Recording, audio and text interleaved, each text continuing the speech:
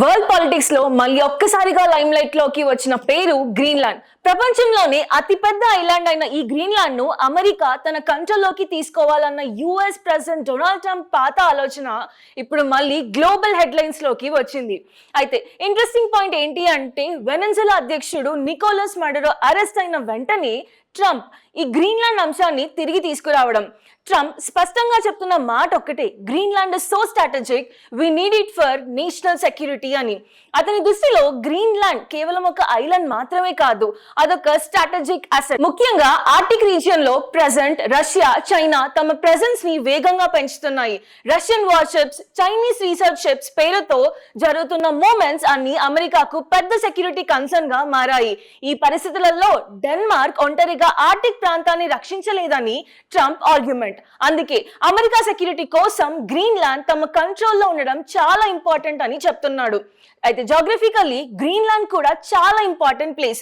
ఇది యుఎస్ మరియు రష్యా మధ్య ఉండడమే కాదు, జిఐయుకే గ్యాప్ అనే నావల్ చోక్ పాయింట్ పై ఉంది. అంటే గ్రీన్లాండ్, ఐలాండ్, యూకే మధ్య ఉన్న ఈ ప్లేస్ ఆర్టిక్ నుంచి అట్లాంటిక్ ఓషన్ కి వెళ్లే ఇంపార్టెంట్ పాయింట్. అంతేకాకుండా యూరోప్ మరియు నార్త్ అమెరికా మధ్య షార్టెస్ట్ రూట్ కూడా గ్రీన్లాండ్ మీదుగానే ఉంటుంది. ఫ్యూచర్ లో missile roots, air roots, space warfare అన్నిట్లోనూ గ్రీన్లాండ్ ఇంపార్టెంట్ గా మారుతుంది.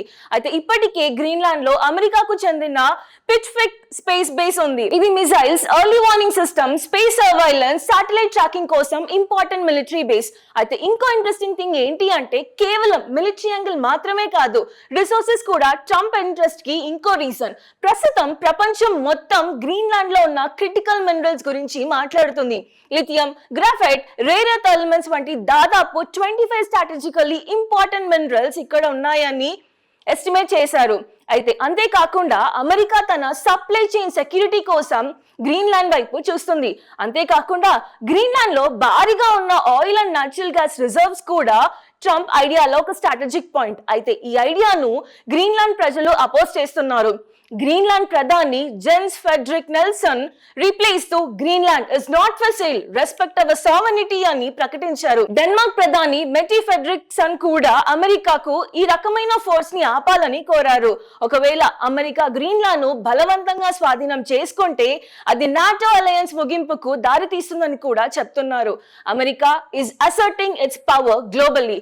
మొత్తానికి చూస్తే ట్రంప్ కు గ్రీన్లాండ్ మీద ఉన్న ఆసక్తి ఏదో సడన్ ఐడియా కాదు, ఇది పూర్తిగా long term geopolitical strategy.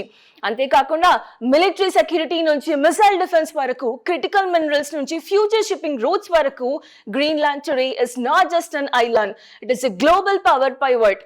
So రాబోయే రోజులలో ఆర్టిక్ ఐస్ కరుగుతున్న కొద్దీ గ్రీన్లాండ్ విలువ మరింత పెరుగుతుంది.